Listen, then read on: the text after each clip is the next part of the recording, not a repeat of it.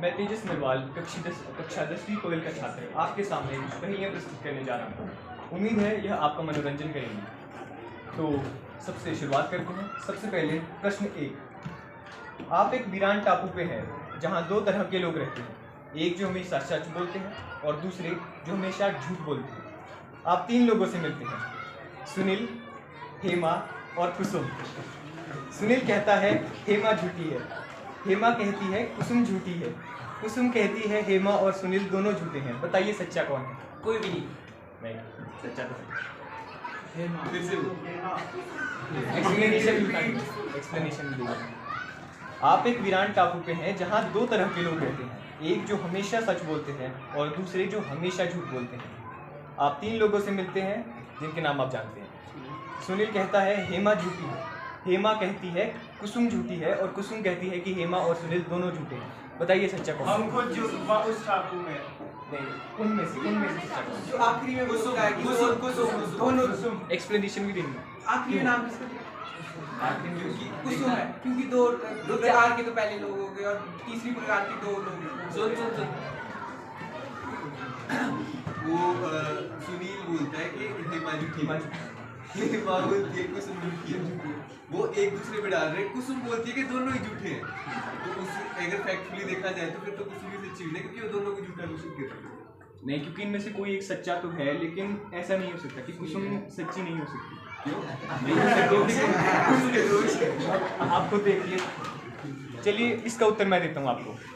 सब मैं दूँ? एक्सप्लेनेशन दिया कि कुसुम माना एक कुसुम नहीं है। देखिए, मान लेते हैं कि इनमें से एक सच्चा है, मान लेते हैं कि सुनील सच्चा है। तो अगर सुनील कहता है कि हेमा झूठी है तो उस हिसाब से हेमा झूठी हुई क्योंकि सुनील सच्चा है। तो हेमा कहती है कि कुसुम झूठी है, कुसुम कहती है कि हेमा और सुनील दोनों झूठे हैं, लेकिन सुनील तो सच्चा है, तो इस हिसाब से सुनील तो सच्चा नहीं हुआ। लेकिन अब हम लें कि हेमा सच्ची है। अगर हेमा सच्ची हुई तो वो कहती है कि कुसुम झूठी है, सुनील कहता है हेमा झूठी है, लेकिन हेमा सच्ची है, तो सुनील तो झूठा है। उसके बाद कुसुम कहती है कि हेमा और सुनील दोनों झूठे हैं, लेकिन हेमा सच्ची है, इसलिए हेमा सच्ची है। मैं जिंदा नहीं हूँ लेकिन मैं बड़ी हो जाती हूँ, मेरे पास फेफड़े नहीं है मगर मुझे हवा की आवश्यकता होती है, मेरे पास मुंह नहीं है और मैं गीली हो जाती हूँ। बताइए कि मैं कौन हूँ? बताइए। मैं जिंदा नहीं हूँ लेकिन मैं बड़ी हो जाती हूँ, मेरे पास फेफड़े नहीं है लेकिन मुझे जीवित रहने के लिए हवा की आवश्यकता होती है, मेरे पास मुंह नहीं है और मैं गीली हो जाती हूँ। बताइए मैं कौन हूँ? मछली। आग।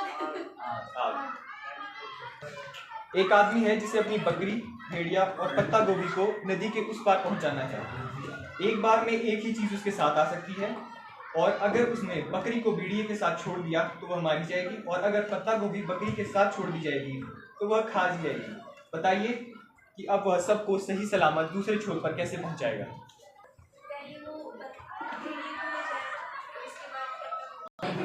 सर पहले सर पत्ता को भी जाएगी, फिर सर भेड़िया। सबसे पहले वो बकरी को ले जाएगा, उसके बाद वापस आके घास लेके उधर जाएगा, फिर बकरी को वापस ले आएगा, फिर भेड़िए को ले जाएगा और फिर बकरी को ले जाएगा।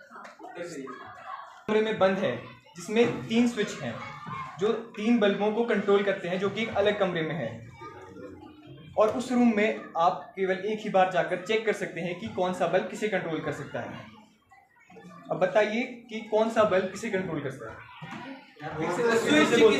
स्विच कौन सा स्विच किसे कंट्रोल करता है?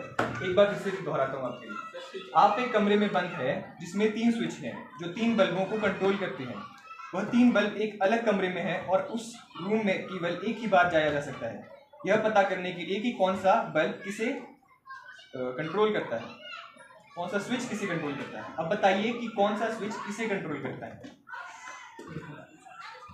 सर सबसे पहले हम जिस कमरे में स्विच है उसमें एक स्विच को ऑन करेंगे 10 मिनट, फिर उस स्विच को बंद करेंगे और एक और स्विच को ऑन करेंगे, फिर हम अगले कमरे में जिसमें बल्ब है उसमें चेक करने जाएंगे। जो बल्ब गर्म होगा, मतलब हमने जो पहला स्विच ऑन किया था दूसरा जिसको बंद होगा वो वाला इसका है, और जो जला हुआ होगा वो तीसरे का है। आदमी रविवार के दिन मृत पाया गया। मौके पर पुलिस आई और पुलिस ने छानबीन व पूछताछ की तो पता चला कि पत्नी कहती है कि उस टाइम पर वह सो रही थी। कुक कहता है कि वह सुबह का नाश्ता बनाने आया था। मजदूर ने कहा कि वह खेत में गया था और वहाँ की बाई ने कहा कि वह डाक लाने गई थी। पुलिस ने उसी वक्त चोर को पकड़ लिया और सजा दी है। अब बताइए। फिर से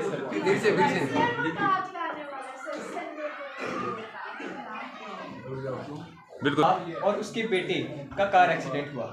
पिता की वहीं मृत्यु हो गई और बेटे को अस्पताल ले जाया गया। वहाँ शल्यकार ने उसे देखा और कहा कि इसकी हालत मुझसे नहीं देखी जाती क्योंकि यह मेरा बेटा है। बताइए यह कैसे संभव हुआ? एक बाप और उसके बेटे का कार एक्सीडेंट हुआ। पिता की वहीं मृत्यु हो गई और बेटे को अस्पताल ले जाया गया। वहाँ शल्यकार ने उसकी हालत देखी और कहा कि यह मुझसे देखा नहीं जाता क्योंकि यह मेरा ही बेटा है। बताइए यह कैसे? क्या होता है? सर्जन। ये उसकी माँ है।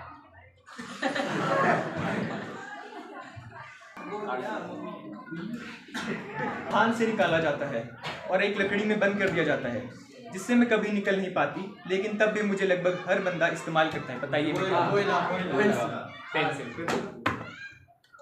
ये थोड़ा आप में से क्या पता कुछ को आए कुछ को ना, लेकिन ये थोड़ा मिक्स क्वेश्चन है।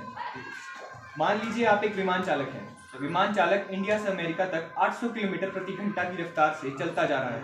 आगे बिजली वाले बादल आते हैं मगर फिर भी वह 6 घंटों में विमान को सुरक्षा पूर्वक लैंड करा देता है। बताइए कि उसकी उम्र कितनी है?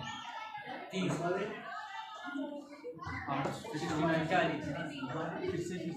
मान लीजिए आप एक विमान चालक हैं। विमान चालक इंडिया से अमेरिका तक 800 किलोमीटर प्रति घंटा की रफ्तार से चलता जा रहा है।